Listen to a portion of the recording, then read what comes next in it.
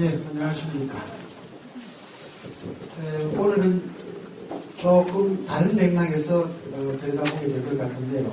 지난번 남북국 시대까지 저희들 고대를 겪고 중세로 넘어가는 과도기 과정이 남북국, 오늘은 국가가 아니고요. 국가가 아니고 사실은 아주 혼란스러웠던 상황에서 겪었던 한 개인입니다. 어떻게 보면 영웅일 수도 있고요. 우리가 지금 현재적 관점에서 보면 한 개인의 영웅 사예일 수도 있는데 영웅단일 수도 있고, 이 장보고라고 하는 통일신라 시대 때 사실은 신라가 통일을 하면서 백제를 흡수하는 과정에서 이제 이 백제 지역에 살았던 피전공민입니다. 그죠? 장보고가. 근데 당시 이 9세기 800년대에 동아시아, 이 당나라 혹은 일본, 그리고 우리 역사에 마찬가지입니다. 이 정사로 표현되고 있는 이 동아시아 3국 정사에 유일하게 당시 등장한 인물이 바로 이 장보고입니다. 일본 북에서도 그렇고요. 당나라 신당서에서도 그렇고, 저희 삼국 사기에서도 마찬가지로 이 장보고가 등장하는데, 이 삼국이 공이 인정했던 인물이라고 한다면, 그때 당시 800년대 이 동아시아 배상에서 장보고가 어떤 역할을 했던가는 저희들이 한번 되새겨볼 만한 지점이라고 생각을 합니다. 그 다음입니다. 지금 30년 지났습니다. 제가 고등학교 다닐 때 저희 담임 선생님이 그때 당시 복사 선생님이셨는데, 그분이 이제 역사 시간에 그런 말씀을 하셨어요. 이 신라시대 같으면 당시로는 이 계급사회이고 또 골품제도가 굉장히 강화되어 있는 그런 시대였는데, 이 삼국사기에 보면 미천한 사람 장보고 이렇게 이제 표현되어 있는데, 어떻게 보면 평민 출신이죠. 그것도 이제 백제 피전국 민이었고, 어떤 형태로든 출세할 수 없는 그런 상황인데, 그때 아마 저희 담임선생님, 제가 기억을 지금 그렇습니다. 30년 넘어서 잘 기억을 못합니다만, 개천에서 용난 대표적인 사람이 장보고였다. 그런 얘기를 예전에 한번 국사 시간에 들었던 적이 있는데, 글쎄요, 요즘은 개천에 용이 없다 그러죠, 그죠?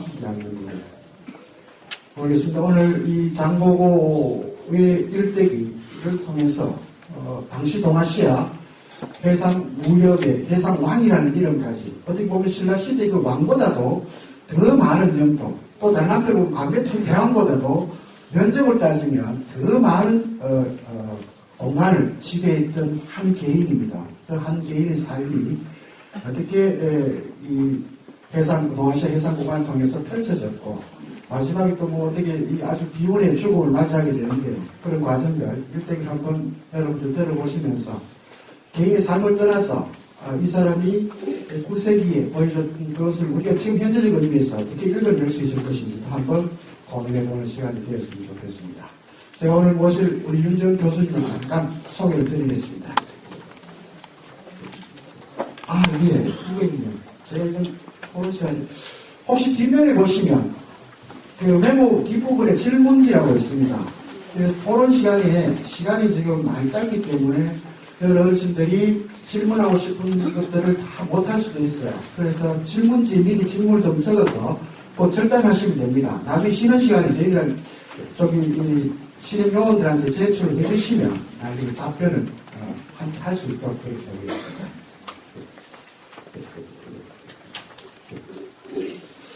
오늘 동아시아의 해상왕 장보고를 주제로 강의해 주실 윤정 교수님을 짧게 소개해 드리겠습니다.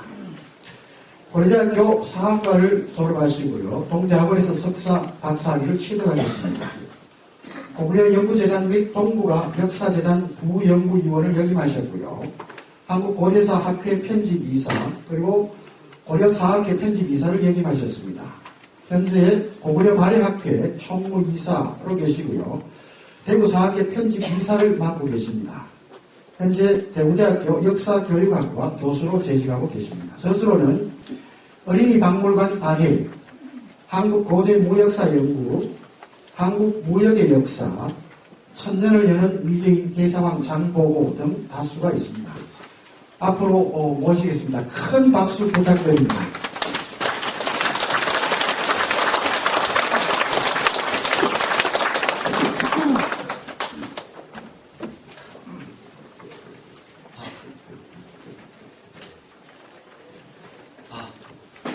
안녕하십니까. 방금 소개받은 윤재훈입니다. 결혼식도 아닌데 이게 꽃 달고 보니까 약간 마음이 설레긴 하는데, 제가 한 장보고 관련해서 20여 차례 강의를 했었는데요. 이렇게 많은 청중들 앞에서도 강의하는 건 처음인 것 같습니다. 방금 전에 우리 사회를 만나신 이 교수님께서 제 소개를 잠깐 드렸는데, 잘 해주셨는데, 거기에 대해서 약간만 더 부연 설명드리고, 그 다음에 이제 오늘 준비된 강의를 약 1시간에 걸쳐서 간단하게 말씀을 드리도록 하겠습니다.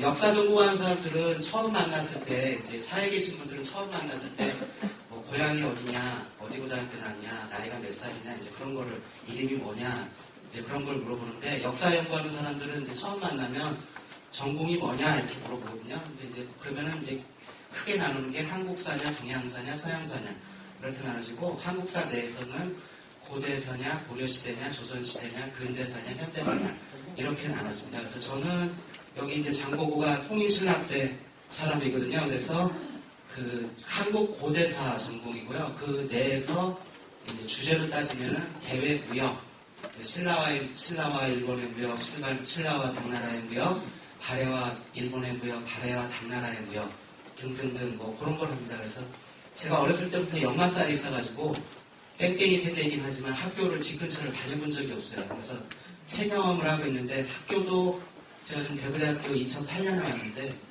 저희 집하고 제가 전주거든요, 고향이. 학교는 서울에서 나왔고 솔찬이 멀리 왔어요, 전라도 사적으로. 그래서 이제 저희 어머니가, 아버지는 돌아가셨는데 어머니가 계속 너는 역마살이 있는 거 맞다, 항상 이렇게 먼 데만 나로부터 먼 데만 다닌다, 뭐 그 얘기를 하시더라고요. 그래서 됐고, 오늘 이제 제가 동아시아의 해상무역학 장보고에 대해서 이제 강의를 할 건데요. 요 앞에 보시는 사진 있잖아요. 요 사진이 이제 우리나라의 문화체육관광부라고 하는 정부 중앙부처가 있는데, 거기에서 우리나라 국가의 주요한 위인들, 역대 위인들을 갖다가 표준 영정이라고 해서요, 역사나 뭐 얼굴 미학 전공하시는 분이랑 각계 전문가들을 모셔가지고 자문을 받아서 얼굴을 이렇게 그리게 돼 있어요. 그래서 이게 문화체육관광부에서 지정한 장보고에 관련된 국가적으로 공식적으로 지정된 표준 영정 사진입니다. 그래서 그거를 한번 보시라고 이렇게 이제 넣어드렸습니다. 그리고 참고로 말씀드리면, 지금은 이제 없어졌는데, 예전에 이제 김영삼 정부 말년에 장보기념사업회라고 하는 게 이제 서울에 생겼어요. 그래서 그 덕으로 제가 그때 이제 박사과정 다 끝났을 때인데, 한참 돈 없을 때인데, 거기서 이제 각종 프로젝트를 많이 받아가지고 한 10여 년간 해양수산부 때 해가지고 협찬을 받아서 프로젝트를 했고, 거기서 협찬을 받아가지고 중국, 일본, 러시아를 답사를 갈 수가 있었거든요. 그래서 오늘 시간이 한정돼 있어서 사진을 많이 못 보여드리는데, 제가 뭐 부족한 언변이나마 말로써 대신 대충 말씀을 드리는 걸로 하겠습니다. 오늘 강의 주제는 장보고고, 크게 두 부분으로 나눠지는데, 하나는 일단 시대순으로 해서 장보고 생애에 태어나서 어떻게 활동하다가 어떻게 죽었다 이렇게 보고 하고, 두 번째는 장보가 왜 성공했나. 장보가 성공한 사람이니까 제가 여러분들 앞에서 이렇게 말씀을 드리는 거 아니겠어요? 그래서 장보 잘났으니까, 누가 뭐래도 훌륭한 업적을 이뤘으니까 왜 그런 업적을 이뤘고, 그게 지금 현재 우리 21세기 현재 우리 대한민국에서 무슨 의미를 가지는가, 이 두 가지 점에 대해서 크게 나눠서 살펴보도록 하겠습니다.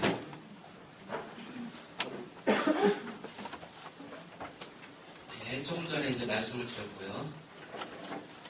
자, 첫 번째는 이제 장보고의 생애에 대해서 크게 이제 나누어서 살펴보도록 하겠습니다. 이 책자, 저희 아까 지금 나눠드린 책자 보니까 지금 양이 많다고만 그러시는데, 원래 이제 제가 장보고에 관련 개설서도 한 2권인가 썼고요. 그 다음에 이제 관련된 글들을 되게 많이 썼기 때문에 여기저기 있는 거 짜깁기 하다 보니까 생각보다 양이 확 늘어났어요. 그래서 그 내용을 압축해 놓은 게 여기 파워포인트 보시면 파워포인트 파일이니까 요 얘기 들으시면은 듣고 나중에 집에 가셔서 댁에 돌아가셔서 한번 보시면 기억이 약간 더 오래 가지 않을까 이렇게 생각이 됩니다. 맨 처음에 이제 장보고를 하는 사람이 이름이 이렇게 여러 가지가 있어요. 한 사람인데, 그래서 이 이름만 알아도 장보고에 대해서 최소 반은 안다 라고 자부할 수 있습니다. 그래서 제가 초등학교 애들한테 할 때나 어디 무슨 시민센터가 시민박물관이나 뭐 그런 데 가서 시민대학이나 그런 데 강의할 때마다 항상 요 이름 갖고 먼저 얘기하거든요. 그 우리나라 동요에도 그런 거 있죠. 아빠가 부를 때는 꿀돼지, 엄마가 부를 때는 왕자님 뭐 해가지고 우리 애기는 이름이 여러 개야 뭐 하는 그런 동요가 있잖아요. 그런 마찬가지거든요. 삼국유사, 이현 스님이 쓰신 삼국유사하고 삼국사기 우리나라에서 편찬된 역사책이거든요. 거기에는 궁파, 궁복 이렇게 나와 있어요. 그 다음에 신당서는 이제 중국의 당나라에 관련된 역사 기록을 담고 있는 책이고요. 번천문집이라고 하는 것은 당나라 때 유명한 시인 두목이라고 하는 시인이 쓴 책이에요. 문집이에요. 개인 문집. 거기 보면 장보고랑 같은 시대에 살았고 장보고랑 친했어요. 그래서 장보고에 대해서 칭찬을 많이 했어요. 저 내용이 신당서에 실렸고 그 내용이 또 압축돼서 김부식이 삼국사기 편찬할 때 또 그대로 거의 대부분 그대로 갖고 와요. 근데 거기 보면 장보고라고 돼 있어요. 근데 여기서 장자는 뭐 우리나라에 현재 쓰는 성씨고 고자는 이제 보호할 고자, 그 다음에 이제 고자는 이제 언덕 고자는 물가, 바닷가, 강가 할 때 그 고자. 그래서 장보고라고 쓰고요. 그 어르신들 뭐 다 아시겠지만은 아래 한글 프로그램 있잖아요. 거기서 장보고 한글로 치고 F9 키 한자로 변환하는 거 키 딱 누르면 공식적으로 뜨는 게 저 두 번째 장보고 보호할 고자 쓰는 장보고가 뜹니다. 그 다음에 일본 후기 속 일본기 속 일본 후기라고 하는 일본 측 기록, 일본 역사 국가에서 편찬한 역사 책에는 장자는 같고 고자는 보물고자, 그 다음에 고자는 높을고자를 쓰는 장보고를 써요. 발음은 같은데 왜 그러냐? 여기에 대해서 이제 잠깐 말씀드릴게요. 자, 첫 번째로 보면 삼국유사에는 궁파 또는 궁복이라고 나와요. 그러면 이제 수업 시간에 이 얘기를 하면 애들이 저 얘기를 해요. 선생님 그러면 장보고가 성이 궁씨였어요? 그래가지고 약간 그 성씨가 몇 명 없긴 하지만 우리나라에 궁씨가 있긴 하거든요. 그건 아니고 예전에 이제 신라가 있던 시기에는 신라는 골품제라고 하는 계급제도가 있었어요. 그 다음에 고려도 마찬가지고 조선시대도 신분제여서 일반 백성들은 성이 없는 사람, 김씨, 이씨, 박씨 같은 성이 없는 사람이 태반이었어요. 개똥아, 뭐 언녀나 뭐 이렇게 부르면 되지 그걸 굳이 그 앞에다가 성까지 붙여서 쓸 필요가 없었거든요. 그러니까 궁파, 궁복이라고 하는 것은 성이 아니라 뒤에 있는 이름일 뿐이라는 거죠. 이름. 그러면 이름풀이를 해보면 궁자랑 궁파, 궁복 두 개 다 활궁자가 나오죠. 그러니까 우리나라 말로 활이에요. 활성 활. 그 다음에 파자, 복자가 나와요. 저걸 어디서 나왔냐면은 우리나라 말에 아이를 뜻하는 전미어가 있어요. 보, 먹보, 뚱보, 울보 할 때. 그쵸? 그럼 어떻게 돼요? 활보. 그러면은 풀었으면 뭐예요? 활을 잘 쏘는 아이라는 뜻이에요. 활을 잘 쏘는 아이. 그래서 우리나라 역대 그 고대에 해당하는 위인들 보면은 전부 다 뭐예요? 주몽. 고구려를 건국한 주몽이라든지 보면 전부 다 특징이 뭐예요? 활을 잘 쐈어요. 남보다 뛰어나다라는 걸 보여주기 위해서 뭐 신화라든지 여러 기록 같은 걸 보면 활을 잘 쏜다라고 하는 거예요. 그러니까 활을 잘 쏘는 아이라고 하는 것은 얘가 어렸을 때부터 잘 될 거라고 하는 조짐이 보였다. 뛰어난 애였다. 동네 애들. 이 신분이 평민이긴 하지만 제가 이렇게 이제 얘기를 했었어요. 그래가지고 책에 그렇게 썼는데 저기 저 장보고의 후예라고 주장하는 어느 어르신이 저한테 전화를 해가지고 민족의 영혼 갖다가 평민으로 격화시켰다고 막 노발대발하면서 이런 분칠할로 뭐 한자로 똥칠할로 해가지고 장문의 편지를 제가 책을 그때 뭐 미래를 여는 해상원 장보고가 그 책을 2004년인가에 냈는데 그 직후에 받았어요.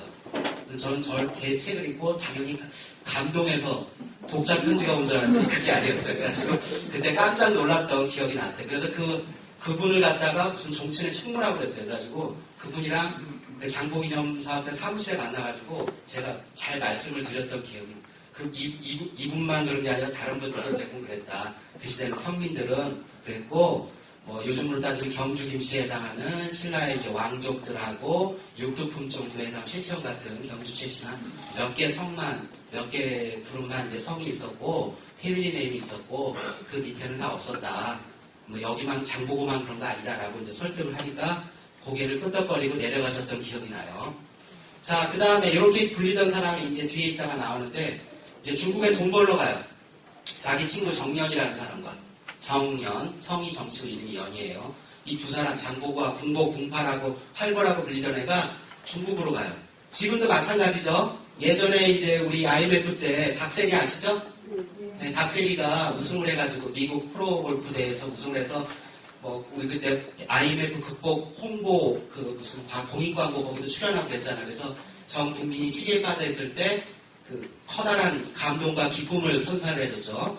그래서 박세리가 이제 미국 가면은 당연히 이제 영어를 쓰니까 걔네들은 어떻게 돼요? 세리 팩이 돼요. 세리 팩 발음을 이제 P, 그 다음에 쌍비읍 발음을 미국 애들은 잘 못하니까. 그쵸? 그 다음에 그 전에 또 박찬호가 갔었잖아요. 박찬호는 찬호 팍 이렇게 되죠? 자, 그래가지고 이제 중국에 가가지고 정년이라는 애랑 먹고 살 길 찾아서 이제 당나라에 간 거예요. 신라에서 해봤자 신분 때문에 잘해야 어부나 농부밖에 안 되니까 먹고 성공하기 위해서 당나라로 갔어요. 그래서 아메리칸 드림처럼 당 드림을 꿈꾸고 당나라로 간 거예요. 당나라 가서 왔다 갔다 하다 보니까 그 당시에 당나라는 뭐라 했냐면 외국인들을 용병으로 많이 썼어요. 군인으로. 그러니까 용병이니까 당연히 뭐예요? 월급을 받죠? 그쵸? 어르신들 예전에 다 월급 받아보셨을 거 아니에요. 그럼 월급 받으면 뭐가 있어요? 월급 명세서가 있잖아요. 월급 명세서에 이름이 찍혀야 할 거 아니에요. 근데 그때 당시에 중국은 신라보다 발전된 사회여서 일반 평민들도 다 성을 가지고 있었어요. 오늘 우리들처럼. 그래가지고 딱 따져보니까 중국의 당나라나 지금이나 제일 많은 성씨가 뭐냐면은 이씨하고 장씨예요. 그래서 나온 말이 장삼, 이사. 장씨가 40%, 이씨가 30%. 그런 얘기가 있어요. 그래서 딱 보니까 이 군자가 있으니까 저 장자가 왼쪽에 활군자가 있죠? 한자에. 네? 그래가지고 이제 그게 이제 자기 이름을 성으로 삼은 거예요. 그래서 장이 됐고, 그 다음에 보고라고 하는 것은 독자나 파자를 이제 약간 늘려 쓴 거예요. 그래서 군복 또는 군파, 우리나라 말로 활보라고 불리던 애가 이제 당나라에 가서 문영군이라고 하는 당나라의 군부대에 취직을 하면서 월급 받기 위해서 활동을 하기 위해서 성식을 바뀐 거예요. 그래서 장보고가 된 거예요. 그래가지고 이제 그 문영군 하다가 이제 조금 이따 더 자세히 말씀드리겠지만 활동하다가 이 문영군이 부대가 해체가 돼요. 그러니까 요즘 말로 하면 뭐야 돼요? 실업자가 돼요. 실업자. 그쵸? 그래서 먹고 살기 쳐서 몇 년 돌아다니다가 고국에 돌아와서 신라 흥덕학을 마련하고 청해진을 설치할 것을 건의돼가지고 받아들여져서 청해진 대사가 돼서 단기간에 몇 년 만에 10년이 안 되는 짧은 기간 안에 큰 성공을 거둬요. 정치적이나 경제적으로. 그래서 일본에는 이제 성공한 장복으로 알려져요. 그래서 이름이 보물보자에다 높을보자가 되는 거예요. 저거 하면 보물은 뭐겠어요? 요즘 말로 하면 재물, 재산 그런 거죠. 재물, 재산이 높다. 그러니까 요즘 말로 한 거예요. 대박이 났다 그 얘기예요. 장재벌, 대박, 그 정도 얘기예요. 그래가지고 예전에 이제 도쿄로 옮기기 전까지 일본의 수도는 교토에 있었어요. 그다음 그 전에는 나라, 교토, 오사카, 나라, 우리 한국 사람들 관광 많이 가는데요. 교토, 오사카, 나라가 이제 옛날 일본의 수도, 우리나라 고대에 해당하는 시기에 수도였는데 거기 보면은 신사가 있어요. 신을 모셨는 신사. 우리나라 교회보다 더 많아요. 일본에 가면 곳곳에. 일본 한두 번씩은 다 가보셨을 거라고 생각되는데 거기 가면 교토나 나라 그쪽 가면 장보고를 재물의 신으로 모시는 신사가 있어요. 그래서 이제 무당집 같은 데 가면은 무당 앉아있고 그 뒤에 무슨 그림 같은 거 이상한 그림들 그려져 있죠? 거기 보면 장보고와 비슷하게 생긴 사람이 하나 그려져 있고 그 장보고가 뒤쪽으로 그 배가 있고 돛담배 같은 게 있고 돛담배에 돛이 달려있는데 그 돛에 보물보자가 새겨져 있어요. 보물보자. 그건 뭐예요? 장보고라는 뜻이에요. 그러니까 장보고가 돈을 잘 버는 사람이니까 장보고를 믿으면 자기도 돈을 잘 번다. 라고 하는 믿음 때문에 장보고를 신으로 모십니다. 일본에는 재밌는 신들이 많아요. 메가더 장군 신도 있고 별의별 신들이 다 있어요. 신의 나라거든요. 곳곳에 신이 다 있어요. 우리나라 신보다도 숫자가 더 많다. 그래서 이제 대략적으로 이제 이 이름 4개의 이 사람의 생애라 할까? 활동, 업적, 그런 것이 한쪽적으로 담겨있다. 그 다음에 아까도 말씀드렸지만 신라는 골품제사이라고 하는 신분제사였는데 장보고는 성씨가 없었기 때문에 얘는 평민이다. 평민. 천민은 아니고 평민인데 이 세 나라, 한국, 중국, 일본 세 나라의 역사책에 이름이 그것도 국가에서 편찬한 역사책이에요. 이름이 남길 정도니까 상당히 성공을 거둔 사람이다. 뛰어난 사람이니 분명하다라는 거를 일단 아실 수가 있으실 거예요. 그 다음부터 이제 시기 순서대로. 아까 이제 그 장보고가 자기 친구 정년이라는 사람과 더불어 당들임을 꿈꾸면서 이제 배 타고 갔어요. 갔는데 언제로 추정이 되냐면은 대략 805년 정도로 추정이 돼요. 장보고하고 정년이 가서 여기 보면 문영군이라고 하는 부대 이름이에요. 부대 이름. 여기에 취직이 돼요. 그 부대에 취직을 해가지고 소장이라고 하는 벼슬까지 올라요. 소장. 우리나라에도 보면 지금 뭐 육군이든 해군이든 공군이든 장성급 보면 그 별이 있죠? 그래서 준장이 별 하나, 원스타, 그 다음에 소장이 투스타 이렇게 되는데 당나라 직제로는 소장은 우리나라로 따지면 대위나 소령 정도, 그러니까 위관급이나 영관급, 밑에 한 거느리는 부하가 한 500명 정도라고 했으니까 현재로 따지면 한 중대나 대대까지는 안 가고 한 중대장 정도. 근데 외국인으로서 그 정도 했으니까 성공했다라고 이제 보여져요. 거기 들어가서 했는데 이 문영군이라고 하는 부대가 805년에 생겼다고 중국 역사 기록에 나오기 때문에 아마 요때 정도에 아마 대략 한 20대 후반에서 20대 후반 정도가 장보고가 805년경에 20대 후반이었을 거로 추정이 되고 거기 가서 성공을 했다라고 이제 나옵니다. 자, 그 다음에 이제 이 문영군이라고 하는 장보고가 취직한 문영군이라고 하는 부대는 무슨 목적으로 만들어진 부대가에 대해서 잠깐 말씀을 드릴게요. 당나라가 여기 있고요. 그 위에 돌궐이라고 하는 애들이 있고 거란, 발해, 신라 이제 이렇게 있는데요.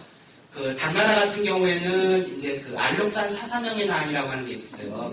755년에서 763년 사이에, 그러니까 8세기 중반 정도에 있었거든요.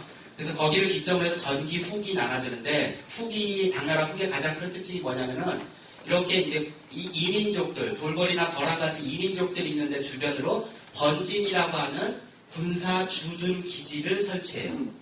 외적들의 방어를 위해서. 번진이라고 하는 것은 요즘 말로 하면은 군사 주둔 기지. 그러니까 한 사단급 정도, 대략 한 10,000명에서 20,000명 정도 가니까 현재로 따지면 한 사단급 정도. 지휘관은 절도사라고 했어요. 절도사. 근데 여기 영주라고 하는 데가 있어요. 현재 그 용영성 조양시인데 당시 지명은 영주인데 여기 있던 평로군이라고 하는 번진이 이쪽으로 넘어와요. 등주, 덩조, 현재 지명을 옌타이예요. 옌타이 고량주 드셔보셨어요? 혹시 중국집에서? 고량주 안 좋아하시나 봐요. 저도 이제 여기 주변을 북한은 안 가봤지만 여기 용영성, 길림성, 흥룡강성, 옆에 러시아 연해주, 일본, 그다음 요쪽은 이제 여기 항주, 소주까지 해가지고 해안가 따라서 다 가봤거든요. 북한만 빼고. 가면은 제일 많이 먹는 게 고량주, 보드카, 이쪽으로 먹는데, 자, 이 조양시에 있던 게 평로군인데, 여기 이 평로군의 그 군 주둔지가 이쪽 등주, 현재 옌타이예요. 이쪽으로 넘어왔어요. 옮기면서 무슨 일이 벌어졌냐면은, 평로군의 최고 책임자, 번진인데, 절도사가 누구냐면은, 중국 사람이죠. 당연히 한족이었는데, 그걸 갖다가, 여기 이름이 잠깐 나오는 후희일, 이정기라고 하는 사람이 둘 다 고구려 유민 출신이라고 나와요. 신당서에. 고구려 유민 출신이에요. 고구려 유민 출신 중에서 이렇게 이제 무신 쪽으로 성공한 사람이 2명이 있어요. 고선지 장군하고 이정계예요. 근데 고선지만 텔레비전에 자주 나왔었어요. 고선지는 주로 아시겠지만 이쪽 서역이라고 하죠. 중앙아시아 그쪽에서 주로 활약을 했고 이정계는 여기 이제 당나라의 동쪽, 요 산동반도 이쪽에서 했어요. 후일하고 이정계하고 사촌관계인데 얘네들이 힘을 합쳐가지고 절도사를 죽이고 중국 사람을 죽이고 자기네가 스스로 절도사가 돼요. 그 다음에 이 부대의 본거지를 이쪽으로 옮기고 그래서 이쪽을 다 산동성 일대를 다 장악을 해요.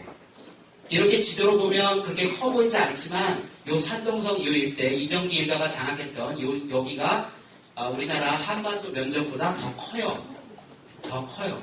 그 다음에 여기서 거느리고 있던 병력이 10만 명이라고 나와요. 10만 명. 중국 역사책에. 당시 당나라의 총 병력이 60만이에요.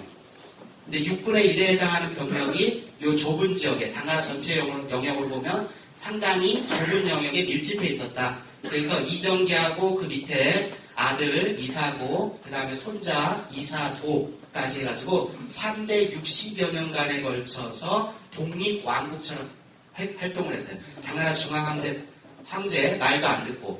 그래서 당나라는 이제 그 후기가 되니까 이제 그 군대가 약해지니까 자체적인 병력만으로는 얘네들을 커버를 할 수가 없는 거예요. 그래서 아까 장보고하고 정년이 취직했던 문영군이라고 하는 그런 부대를 여러 개를 만들어서 외국인들을 특채해가지고 프랑스 외인 용병부대처럼 싸움 잘하는 애들, 튼튼한 애들 뽑아가지고 부대를 만들어서 여기가 이정기 일가가 다스리던 요 번진을 공격하는데 썼던 거예요. 그래서 아까 잠깐 말씀드렸는데 장보고가 실업자가 됐다 그랬죠? 그래서 요게 반란이 이제 818년에 일어나거든요. 그래서 그 반란을 진압을 하고 나서 820년 정도, 2년 정도 있다가 그 부대가 만들어진 목적이 이정기 일가의 이 치청번지를 없애는 거였는데 요게 없어지니까 당나라 입장에서 어떻게 해야 돼요? 군인들을 노는 사람들한테 계속 월급 줘야 되잖아요. 그러니까 재정이 부담이 되니까 부대 자체를 해소해버려요. 없애버려요. 해체해버려요. 그래서 장보고가 실업자가 된 거예요. 무슨 얘기인지 아시겠죠? 예, 요 얘기만 해도 한 두세 시간을 해야 되는데 아주 간략하게 얘기했고, 이거는 예전에 KBS 역사 스페셜 보셨나요 혹시?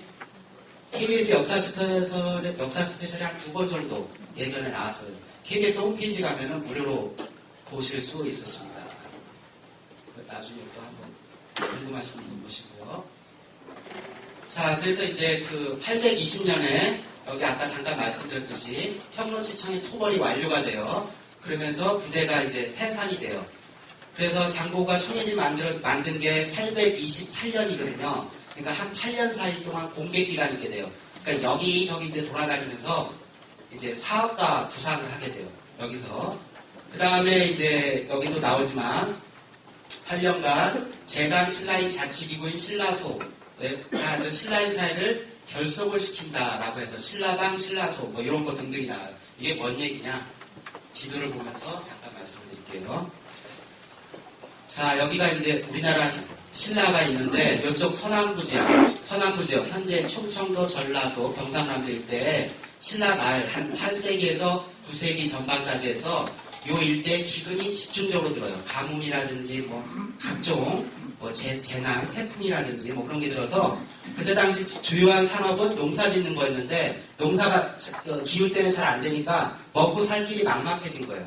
그래서 신라 사람들이 배 타고 이쪽, 제일 가까운 데가 이쪽이에요. 산동반도. 이쪽이나 여기 산동성, 여기 강소성, 여기가 이제 그 상해에 있는데 이쪽이군요. 이쪽 해안가 따라서 집단적으로 이민을 많이 갔어요. 일단 바다 건너 남쪽으로 일본도 가고. 그래서 여기 해안가 따라서 쭉 있는 사람들 갖다가 당시 당나라에 사는 신라인 집단이다라고 해서 재당 신라인 사회라고 불쳐요. 마치 코리아타운, 오늘날처럼. LA 코리아타운이고, 오늘 박근혜 대통령이 LA 들렸다가 내일 귀국한다 그랬죠? 어저께가 그저께는 워싱턴 DC하고 뉴욕하고 가죠? 가면 제일 먼저 만나는 사람들이 누구예요? 그 동네 한인 사회 대표들 하고 만나잖아요. 그렇잖아요?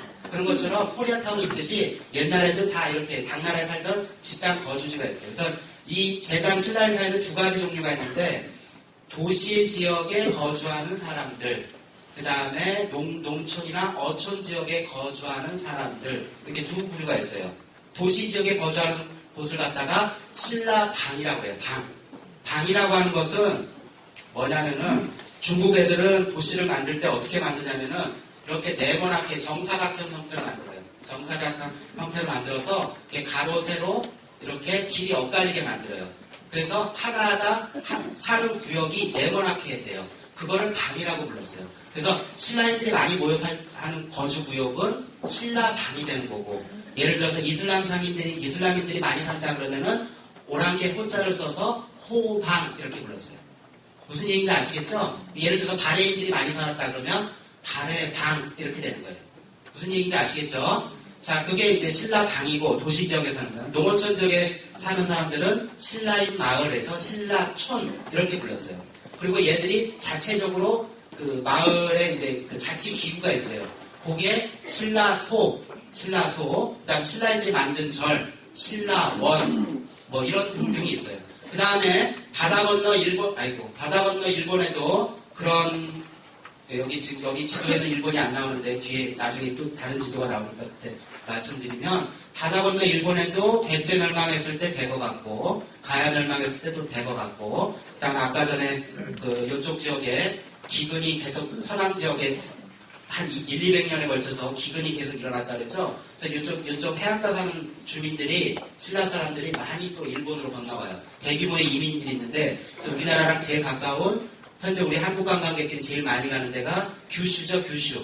후쿠오카 중심으로 거기하고 나가사키 뭐 그런데 그 다음에 이제 저쪽 혼슈 쪽에 아까 말씀드렸던 오사카, 교토, 나라. 그때 당시로 그 사람들이 이제 일본 애들은 긴키라고 그래요. 긴키 지방이라고 그러는데 우리가 요즘식 개념으로 말하면 수도권 지방. 그쪽 지역으로 이제 많이들 가서 집단 거주지가 형성이 돼 있었어요. 그래서 그 사람들이 먹고 살아야 되니까 농사 짓는 사람도 있고 물고기 잡는 사람도 있고 소금 장사하는 사람도 있고 장사하는 사람도 생기게 돼요. 그쵸? 그 다음에 이게 200년이 계속 뭐 3세, 4세에서 몇 세대가 내려오면은 자연적으로 어떻게 돼요? 그 동네 말도 잘하게 돼요. 텔레비전이나 어디 가면 보면은 어디 해외 교포들 보면 1세대가 있고 2세대까지는 모국어를 대충 잊지 않는데 3세대 넘어가면은 부모가 신경 써서 가르치지 않으면 그 모국어를 하나도 몰라요. 얼굴은 한국 사람인데 말하는 거는 전부 다 뭐 영어하고 러시아하고 일본어하고 막 그러잖아요. 마찬가지예요. 그래서 장보고가 단기간 안에 성공할 수 있게 된 거는 여기 제당 신라인 사회, 제1 신라인 사회에서 200년에 걸쳐서 신라인들이 이렇게 바닷가를 통해서 집단적으로 거주지를 형성하고 있어서 요즘 말로 하면 지역 상권을 장악을 하고 있었던 거예요. 그래서 장보고가 820년에 잘리고 해고당하고 828년에 청해진 설치해서 일하기 전까지 8년 동안 공백 기간에 이제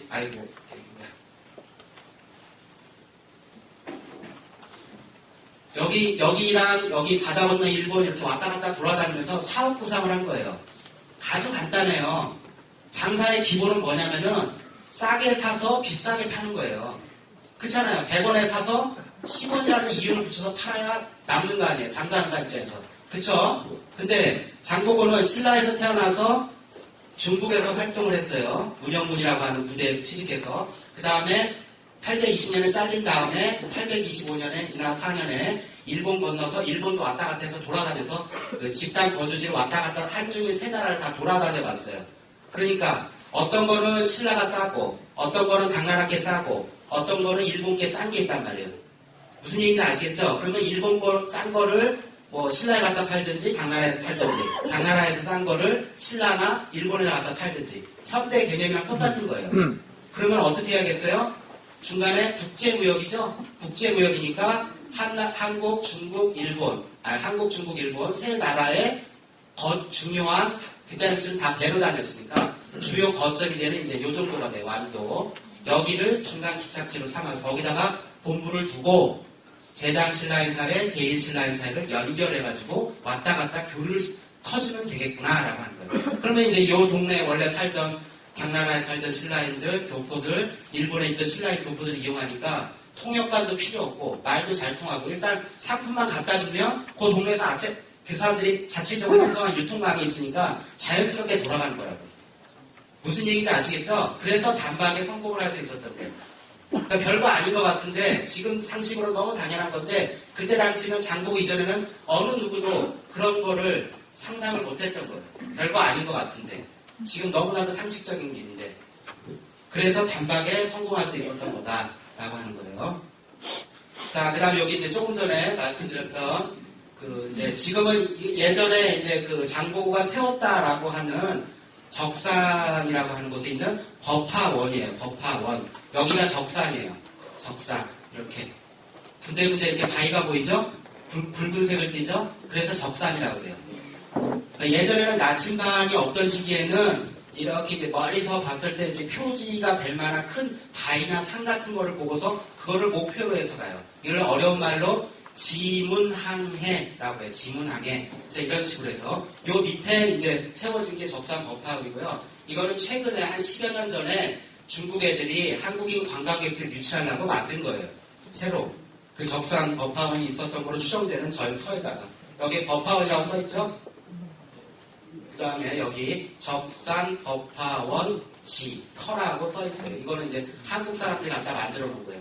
그 다음에 요거는 김영삼 정부 시절에 만든 장보고 대사 기념탑이에요. 여기는 한국 사람만 가요.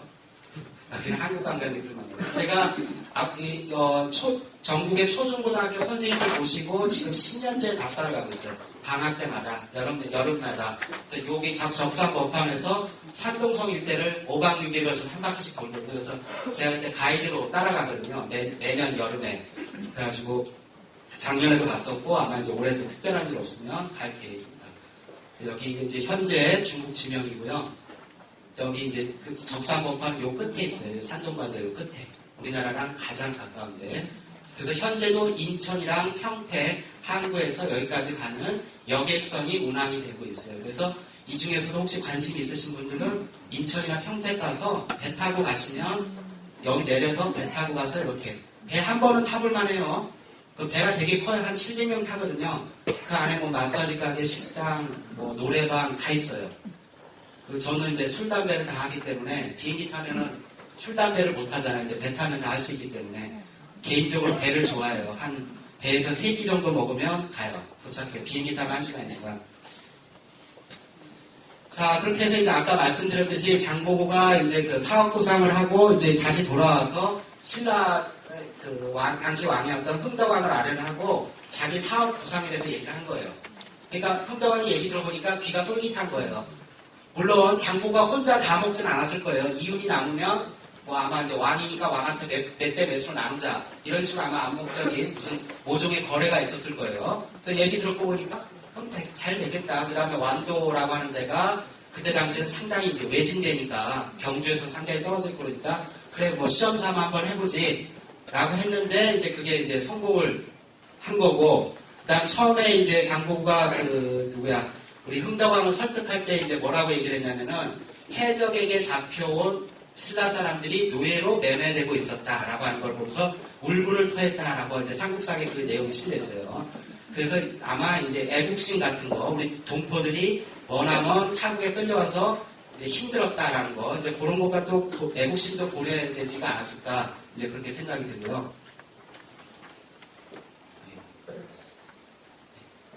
자, 그 다음에 그 얘기가 이제 삼국사기에 실려 있는데 뭐라고 실려 있냐면은 지금 중국 해적들이 우리 신라 사람들을 잡아다가 노비로 파는 일이 빈번하게 이루어지고 있으니 대왕께서는 청해, 당시 지명이 청해였어요. 청해에 만든 군사 주둔 기지를 진이라고 하거든요. 그래서 청해진이 되는 거예요. 청해. 완도를 갖다 당시에는 청해로 불렀어요. 신라 시대에는. 그래서 해적들이 노략질하지 못하게 하옵소서라고 하니까 청덕왕이 허락을 해서 828년에 드디어 취직이 됐어요. 그래서 청해진 대사라고 하는 호칭이 생겨요. 호칭이 돼요. 자, 그럼 청덕왕이 왜 허가했냐? 첫 번째, 흥덕왕은 바다의 중요성을 잘 알고 있었다. 4개의 군지를 설치를 했는데 이 중 청해진하고 당성진이 흥덕왕 재임기간에 설치됐다라고. 청해진은 전라남도 완도에 있던 데고 당성진은 현재 그 경기도 평택항이 있는데 거기 지금도 해군 기지가 있죠. 우리나라 해군 기지가 있는데 그 옆에 있는 거였어요. 예전에 신라에서 중국 갈 때는 반드시 이 당성진에서 출발했어요. 그래서 저기도 흥덕왕도 아마 이제 바다에 대한 관심이 있었을 거고 그다음 또 하나는 청해진의 대사로 임명을 하는데 이 대사라고 하는 것은 기존에 있던 게 아니에요. 기존에 있던 관등이나 관직이 아니에요. 관등이 뭔지 아시죠? 지금 공무원들 1급부터 9급 공무원까지 있죠? 그게 급수가 있죠? 그런 걸 갖다 관등이라고 해요. 1품, 2품, 3품. 신라는 당시 17일 관등이라고 해서 17단계가 있었어요. 그걸 관등이라고 하고 관직은 특정 직위, 사무관, 뭐 주사 이런 식으로 해서 특정 직위, 무슨 사무관 하면 특정 직위를 말하는데 이거는 기존에 있던 직위가 아니에요. 그러니까 장보고가 아무래도 신분이 좀 떨어지니까 그 경주에 있던 중앙귀족들의 반발을 우려해서 기존에 어떤 새로운 호칭을 부여한 게 아닌가라고 이제 추정이 된다. 그 다음에요, 청해진이 있던 입지는 어디냐면은 청해진은 이제 청해진 설치된 완도군인데 완도는 섬으로만 이루어진 행정단인데 그 가운데서도 이 장도라고 하는 섬이 있어요. 장분섬. 여기가 이제 총사령부가 있던 곳으로 추정이 되고 뒤에 사진이 나와요. 여기에요. 이게 장분섬이에요. 장도.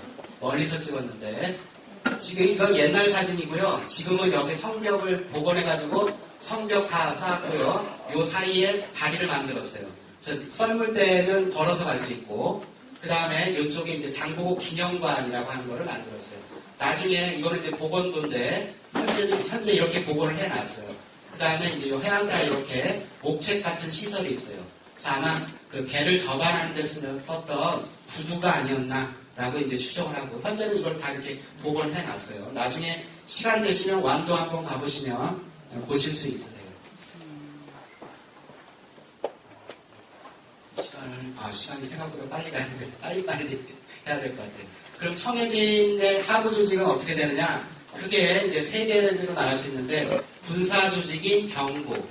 당연히 해적 소탕한다고 해서 흥덕왕한테 허가를 받았으니까 해적을 소탕을 해야 돼요. 그러니까 병사가 필요해요. 그래서 병력은 삼국사기에 10,000명 나와요. 10,000명. 그러니까 현재로 따지면 한 4단급 정도 되고 그 다음에 해상무역을 담당하는 부서가 당연히 있었을 거고 그 다음에 제당, 당나라에 살던 교포들, 그 다음에 신라인, 일본에 살던 교포들, 자치 집단이 있었어요. 그래서 아까 장보가 만들었다라고 하는 적산법원 잠깐 보셨죠?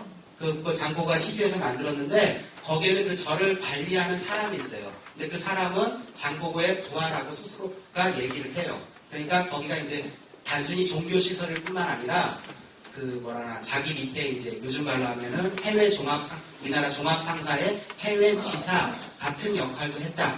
바다 건너 일본도 마찬가지고 일본의 후쿠오카, 규슈의 중심 도시인 후쿠오카에 가면은 장보고가 장보고 선담이 가져온 물품을 보관하는 저장 물류 창고도 있었다라고 하고 지금 발굴도 많이 되고 있고요. 그래서 우리나라 현재로 따지면 군, 산, 상 요게 이제 종합적으로 복합된 종합상사적인 민관군, 오늘날의 식으로 표현한 민관군 합동 그런 거 조직에 해당한다라고 이제 생각이 되고요.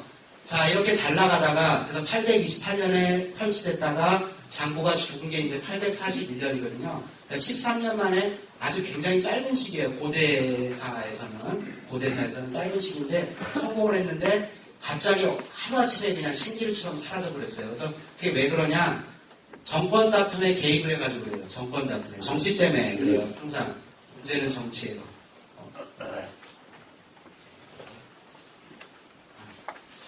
예, 그래서 흥덕왕이 이제 죽고 나서, 그러니까 장보고한테 청해진 설치를 허가를 해준 흥덕왕이 죽고 나서 이제 사단이 일어나요. 무슨 사단이 일어나냐면 그 다음 왕이 누가 되느냐를 놓고 두 파로 나눠져요. 김균정이를 왕위로 하겠다, 밀자라고 하는 김우진, 김양일파.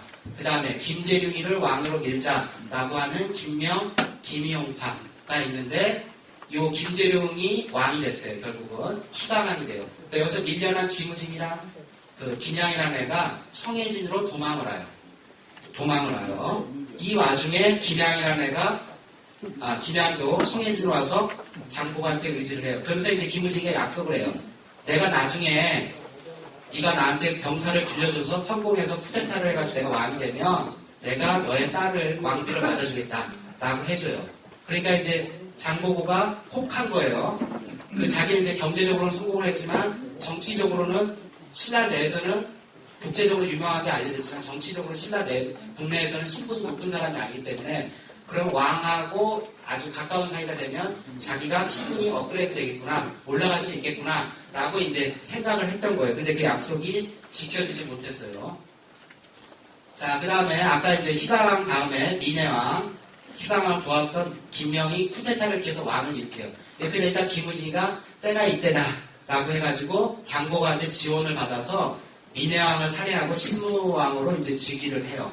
얘가 김우진이가. 이때 이제 장보고의 친구 정년이 5,000명의 군사를 장보고한테 받아가지고 그 군대에 입고 가서 당시 대구의 지명이 달구벌이었거든요. 달구벌에서 그 장보고 측 병력이 5,000명이었고 신라 중앙정부군대가 5만 명이었는데 10대 1의 열세에도 불구하고 압도적으로 이겨요.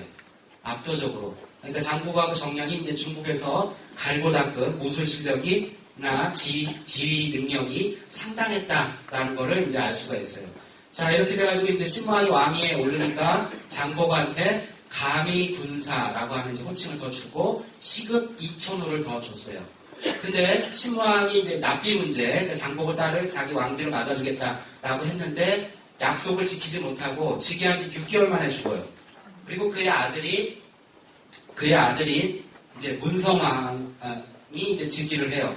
그래서 문성왕이 걔가 이제 어렸을 때 자기 아버지랑 같이 청해진에서 있었기 때문에 자기 아버지가 장보고랑 한 약속을 기억을 하고 자기가 약속을 지키려고 했는데 옆에 있는 신하들이 말린 거예요. 장보고는 해도인이다. 그러니까 바다의 자에다가 섬도자. 그러니까 섬사람이다. 제 신분이 낮으니까 어떻게 왕이 섬사람의 딸이랑 결혼을 할 수 있냐. 이렇게 된 거예요. 이렇게 되니까 장보고가 당연히 어떻게 되겠어요? 약속을 안 지키니까 경주 가면, 서울 가면 자기 딸 왕비를 해준다고 계속 학수고대 기다리고 있었는데 왕이 됐다는 소리도 들었는데 갑자기 약속했던 사람은 죽고 그 아들은 강간무소식이니까 기분이 좀 많이 나빴겠죠? 그래서 약간의 이제 그 오해, 신라 중앙정부와 청해진 사이에 오해의 싹이 트면서 반란을 이제 일으킨다라고 하는 이제 흉흉한 소문이 경주로 돌려온 거예요. 근데 그 당시 왕이 있던 문성왕은 뭘 걱정했냐면은 자기 어렸을 때 청해진에 직접 몇 년을 살았기 때문에 청해진의 군사 세력이 굉장히 많다, 강하다라는 걸 누구보다 잘 알고 있어요. 그러니까 정면으로 싸우면 우리가 진다라고 했는데 이때 누가 나타나냐면은 염장이라는 애예요. 염장이라는 애가 나타나서 그러면 내가 가서 장보고를 암살하면 장보고가 지금 갖고 있던 청해진 대사라고 하는 그 직위, 부와 명예 그걸 다 나한테 줄 수 있겠냐 이렇게 된 거예요. 그러니까 이제 문성왕하고 당시 그 경주에 있던 신라 중앙 귀족들은 당연히 어떻게 해요? 손 안 떼고 코 푸는 격이잖아요. 그쵸? 그래서 이제 허락을 해준 거예요. 자기들은 아무것도 안 하고 염장이 알아서 혼자 다 한다고 했으니까. 그래서 이제 우리나라 말에 염장을 지른다라는 말 있죠? 한자는 다르지만 그럼 기억이 더 오래 가실 거예요. 얘가 간 거예요. 그래서 얘가 가서 거짓말을 한 거예요. 나도 너처럼 장보고한테 가서 나도 너처럼 신라 중앙정부에 밉보여서 찍혀서 일로 망명 온 거다. 너를 위해서 이제 신라 왕 대신 너를 위해서 충성을 다하겠다라고 하니까 장보고가 이제 불러가지고 이제 술 대접하고 자는데 염장이 밤에 와가지고 목을 딴 거예요.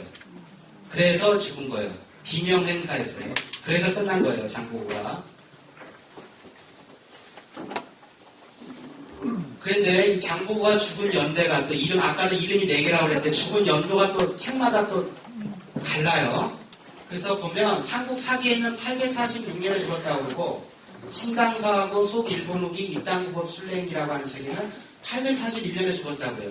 똑같은 사람인데 왜 2번 죽지? 그런 생각이 들었어요. 처음에 이 책을 볼 때 제가 예전에 학위 논문 준비하면서 논문을 이것저것 쓰고 찾다가 생각해보니까 요게 더 맞는 말인 것 같아요. 이쪽에. 그래서 841년에 죽고 그 밑에 있던 장보고 휘하들이 중앙정부를 상대로 해서 반란을 일으켰는데 그 난이 진압된 게 언제다? 846년. 그러니까 장보고 부하들에 의한 반란이 5년간 지속됐다라는 거를 이 삼국사기는 담고 있는 게 아닌가라고 이제 추정이 돼요. 왜 그러냐 그 얘기는 나중에 또 이따가 말씀드릴게요. 이렇게 해서 이제 그 청해진이 해상왕국이 몰락을 하고 841년에 이제 장보고 죽고 846년에 반란 진압되고 851년에 그때까지 남아있던 모든 사람들을 강제로 이주시켜요. 전라북도 김제로. 그래서 거기를 완전히 그냥 초토화시켜버려요. 청해진을. 혹시 이제 또 다른 반란의 조짐이랄까 싹이 보일까봐 완전히 초토화시켜버려요. 그래서 역사 속으로 사라져버리게 돼요. 그 이후로 어떻게 되냐면은 장보고 휘하에 있던 사람들은 반란에 실패하고 당나라나 일본으로 망명을 해버려요. 망명을 하고 그때 당시까지 남아있던 일부 세력들은 일본으로 쳐들어가요. 그래서 일본 역사책에 뭐가 나오냐면은 신라해적, 줄여서 신라적이라고 하는 말이 나와요. 신라적. 왜구 아시죠? 왜구. 고려말 조선초에 우리나라 이 해안가를 휩쓸었던 무장 세력들 외부 그 전신에 신라 해적이 있었어요. 신라 해적. 줄여서 신라적이라고 하는 사건이 있었어요.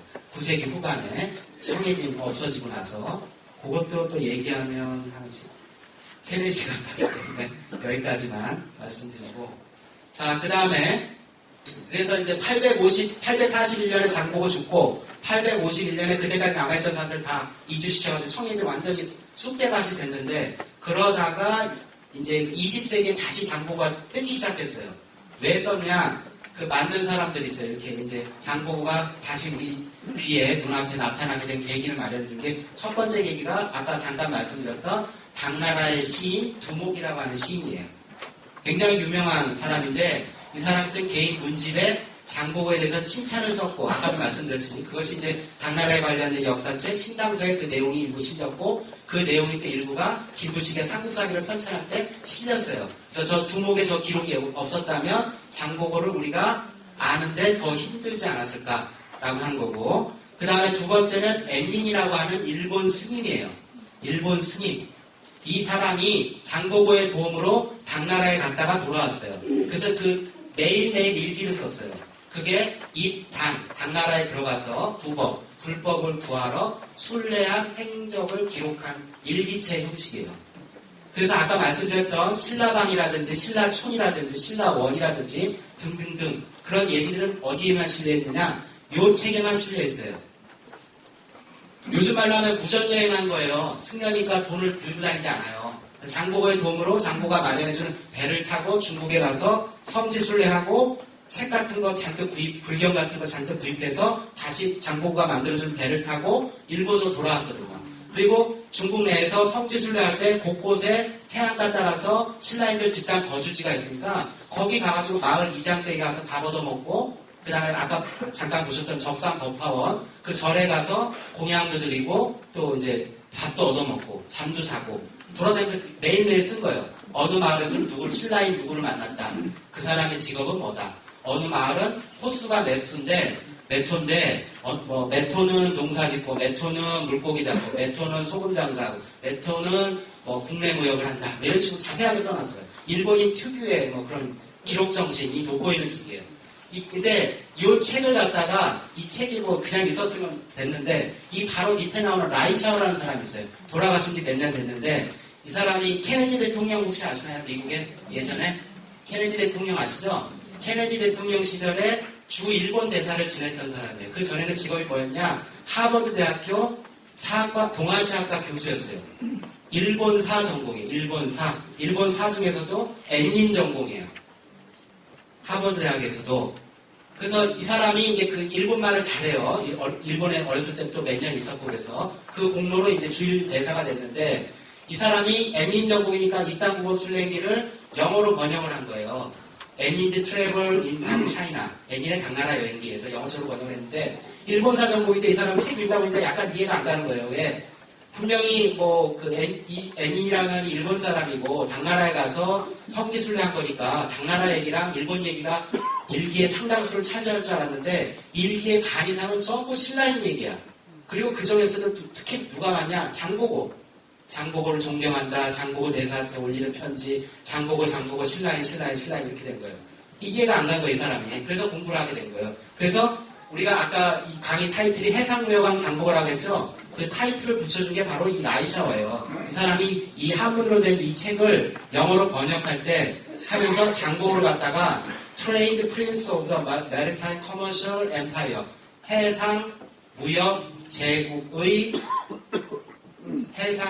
해상무역 제국의 무역 왕자, 그러니까 해상무역왕이라고 하는 호칭을, 영광스러운 호칭을 지어준 거예요. 이 책이 언제 나왔냐? 1955년에 나왔어요. 그래서 강의할 때 제가 한 10여 년 전에 처음 장보 관련 강의를 여기저기 돌아다니면서 시작할 때 물어보면 우리나라의 바다 관련 영웅이 누가 있을까 그러면 열의 9은 전부 다 누굴 얘기하냐면 이순신만 얘기했어요. 이순신. 근데 이미 서양의 그 식자층, 하버드가 미국에서 최고 랭킹 안에 드는 학교인 거 다 아시죠? 미국의 식자층들은 이미 장보고가 한국을 대표하는 바다 영웅이라는 걸 이미 알고 있었다. 언제? 20세기 중반부터. 이미 우리나라보다 훨씬 먼저 전에. 훨씬 먼저 전에. 그렇게 된 거예요. 그러다가 오랫동안 잊혀지고 있다가 이제 그 김문경 선생님이라고 지금 소실대 계시다가 동양사 전공하신 분인데 그 정년하셨는데 이분이 이제 장보기념사업회 처음 만들 때 이제 좌장 역할 비슷하게 했어요. 지금 이제 활동을 아까 안 하시는데 이분이 이제 장보 관련해서 여러 글을 쓰셨고 이분이 모태가 돼서 해상왕 장보고 기념사업회라고 하는 게 있고 그 자문단지에 저도 이제 끼었고 그래서 학자들이 10여 년간 연구를 해서 그 요약한 거를 누구한테 줬냐? 최인호 소설가 최인호한테 줬어요. 저 사람이 그래서 저거를 해서 쓴 소설이 해신이에요. 해신. 바다 해신. 아까 제가 잠깐 말씀드렸죠? 교토 오사카에는 장보고를 재물의 신으로 모시는 신사가 있다. 라고 하는 거. 그거에 이제 모티브를 얻어서 저희가 학자들이 10년 동안 공부한 방대한 양이에요. 그래서 책이 한 40여 권 되고요. 논문은 한 200편 정도 돼요. 10년 동안. 그 내용을 압축해서 이 사람이 해신을 썼고, 요게 이제 드라마로 나왔었어요. 기억나실지 모르겠어요. 최수종 주연의 드라마 해신. 약간 좀 내용이 좀 거시기하긴 한데, 고생한 거에 비하면 좀 그래요. 자, 이렇게 얘기하다 보니까 이제, 그래가지고 이제 장보고가 지금 많이 떴다. 그리고 여담사나 또 하나 얘기 드리면, 삼성의 이건희 회장이 이제 그 해외 출장 갔다가 저희 얘기를 들은 거예요. 상대측 바이어들이랑 이제 비즈니스 상담하다가 이 얘기 저 얘기 하다가 이제 장보고 얘기를 들은 거예요. 그래서 장보고를 우리나라의 국가 영웅으로 만들어야겠다라고 해가지고 이제 정부 측에 건의를 했고, 그게 장보기념사업회가 만들어지는데 99년에인가 만들어지는 장보기념사업회가 서울의 삼성동 코엑스 건물에 만들어지는데 거기 아마 일정 정도 기여를 한 거로 이제 그렇게 알고 있어요. 그래서 잘 나갔는데 갑자기 그때 이명박 정부 때 폐수구 없애면서 그 장보기념사업회도 날아갔어요. 그래가지고 근데 그 사업은 계속 되고 있어요. 그 초중고등학교 선생님들 해가지고 1년에 한 200분 정도 해가지고 4번에 걸쳐서 나눠서 산동성 일대를 5박 6일에 걸쳐서 답사를 하는 게 있어요. 근데 그 선생님들이 처음에는 되게 싫어해요. 왜냐하면 답사 가면 저녁 때 술 먹고 좀 놀 줄 아는데 버스 타고 다니면 버스 안에서도 계속 장보 관련 드라마, 다큐멘터리 계속 틀어주고 좋을 것 같은 부분 제가 마이크 잡고 일어나가지고 또 장보고에 대해서 강의를 하고 꿈에도 장보고가 나올 것 같다. 호텔에 들어가면 11시, 12시예요. 그 다음날 아침에 모닝콜 6시, 7시 식사하고 7시 반 차 타고 다시 또 장보고 관련 답사를 하는 거예요. 5박 6일 동안. 선생님이 되게 이제 갈 때는 몸은 힘들었지만 마음은 편하다라고 하는데 이제 그래서 10여 년간 동안 이제 지속이 됐었어요. 자, 그럼 이제 장보고가 현재 어떤 의미를 가지고 있는가?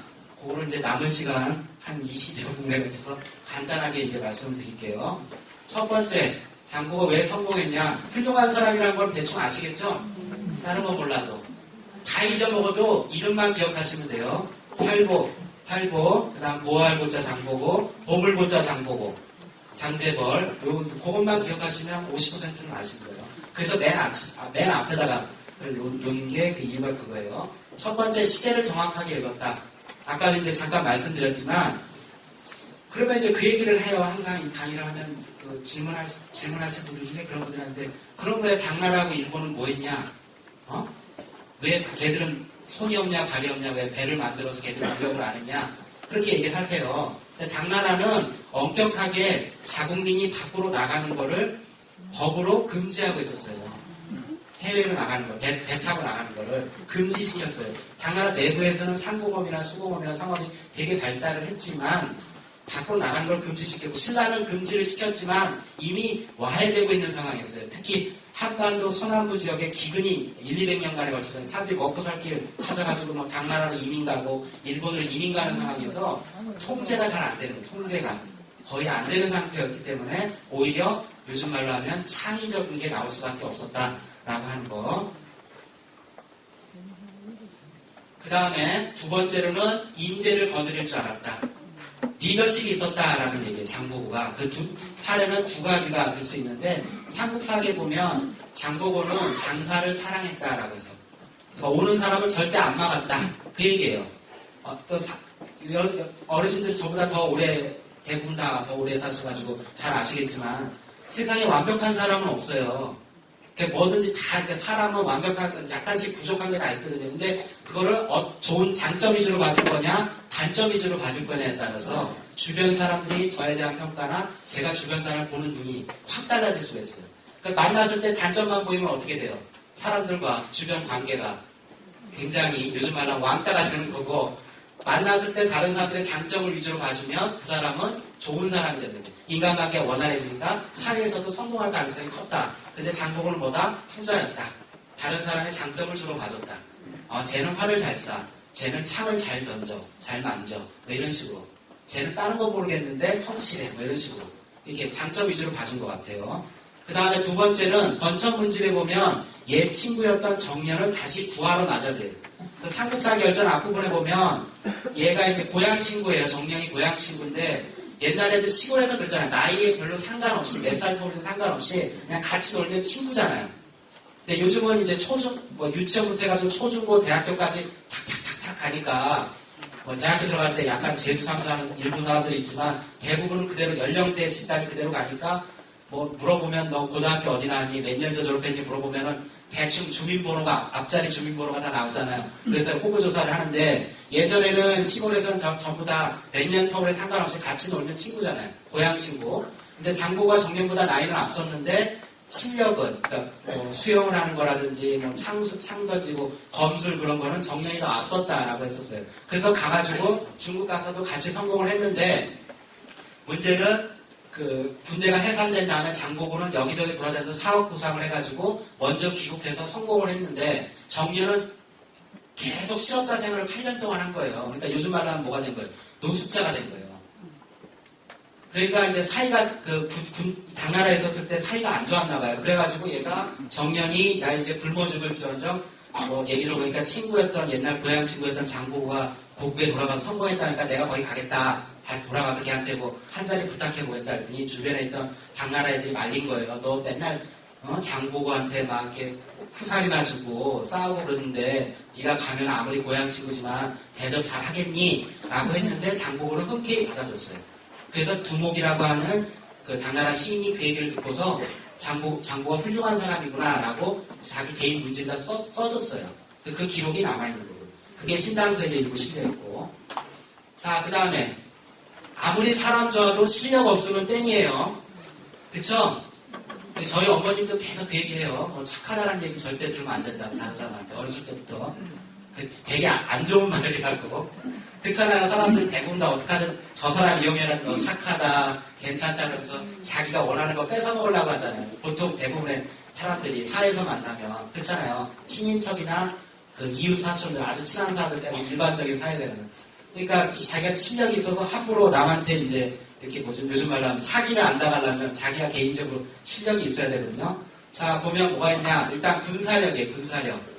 장보고가 이제 흥덕왕한테 청해진 설처가 받고서 받은 병력이 10,000명이라고 했어요. 10,000명. 근데 아까 잠깐 말씀드렸어요. 김우중이라는 사람 도와가지고 신라 중앙정부군하고 달구벌 옛날 대구에서 전투가 벌어졌는데 10대1의 열세에도 불구하고 이겼다라고 했죠. 그러니까 장보고의 부하들의 병사들의 그 실력이 상당히 출중했다라는 걸 알 수 있어요. 출중했다라는 것을 그 사례를 통해서도 알 수가 있다.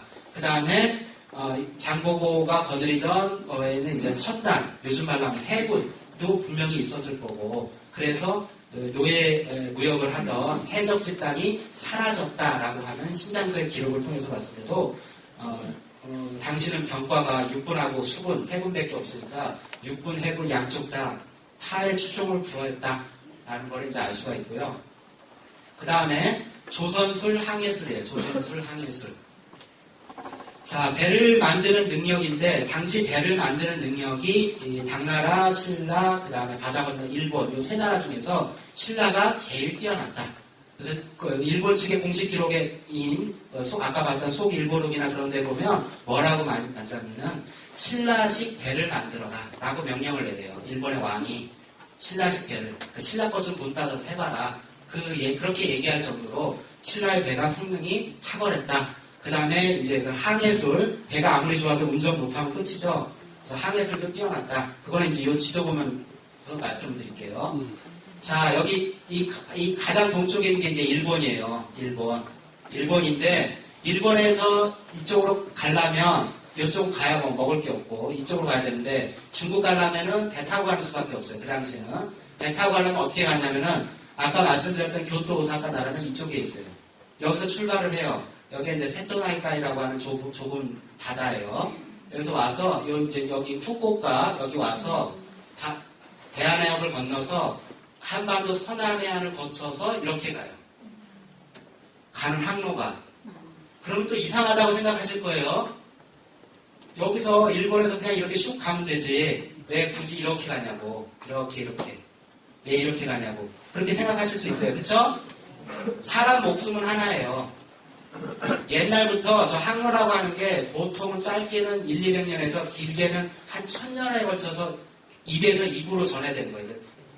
이 바다 관련 생업에 종사하는 사람들은 그래야 문자에 약해서 말에서 말로 입으로 전해진 거거든요. 어디 거쳐서 가면 몇 월 달에 무슨 바람 타고 가면 안전하다. 나도 그렇게 갔다 왔다. 그렇게 얘기를 하는 거예요. 전임자가 후임자한테. 그런 식으로 입에서 입으로 전수가 되는 거예요. 문서나 책으로 전해지는 게 아니라. 무슨 얘기인지 아시겠죠?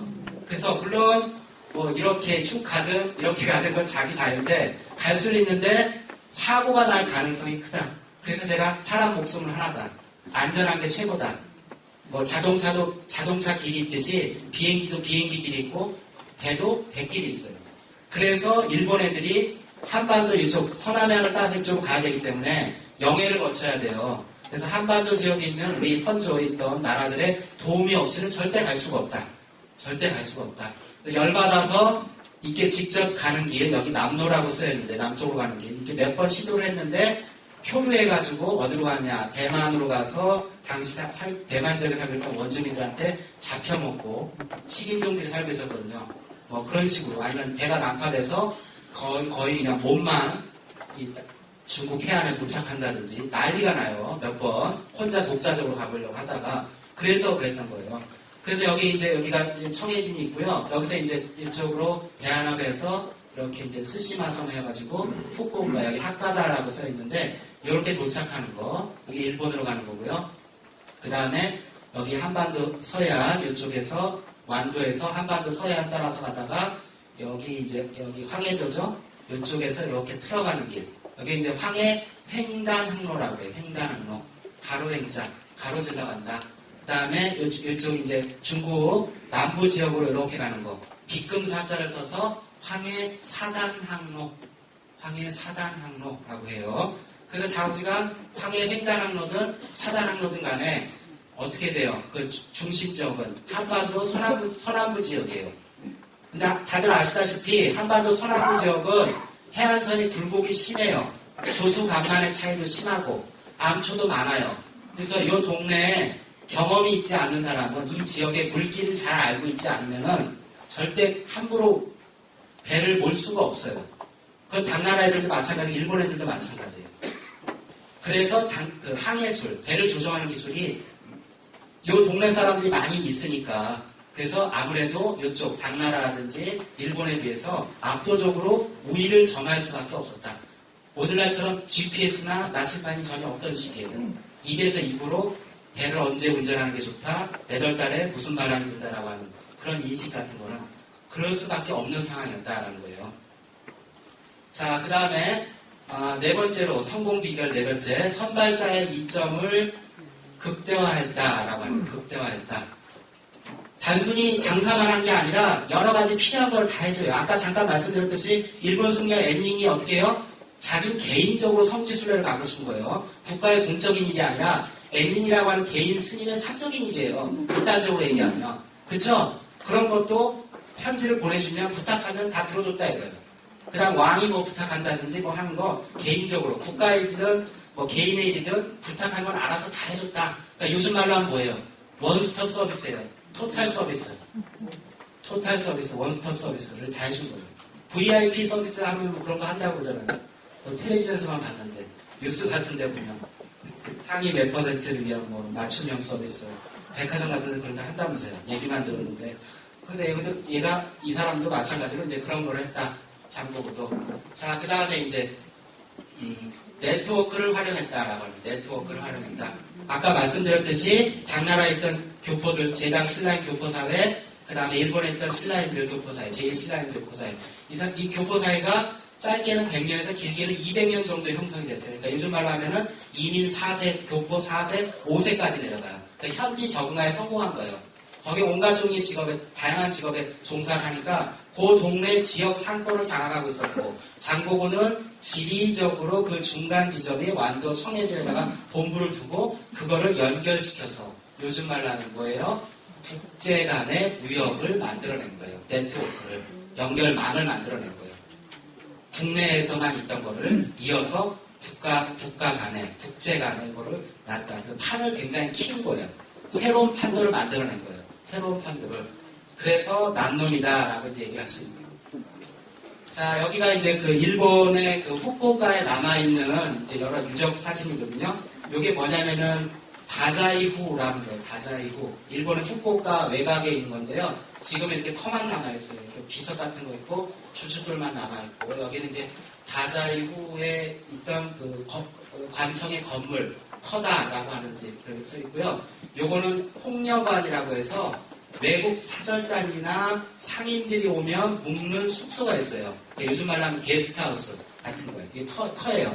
터가 발견이 돼서 그 위에다가 이렇게 건물을 짓고 이 안에다가 이제 각종 그 여러 가지 이제 거기 안에서 출토된 뭐 그런 거를 전시를 하는데 여담으로 잠깐 말씀드리면 여기 안에 고로간에 있던 게스트하우스에 있던 화장실이 발견됐거든요.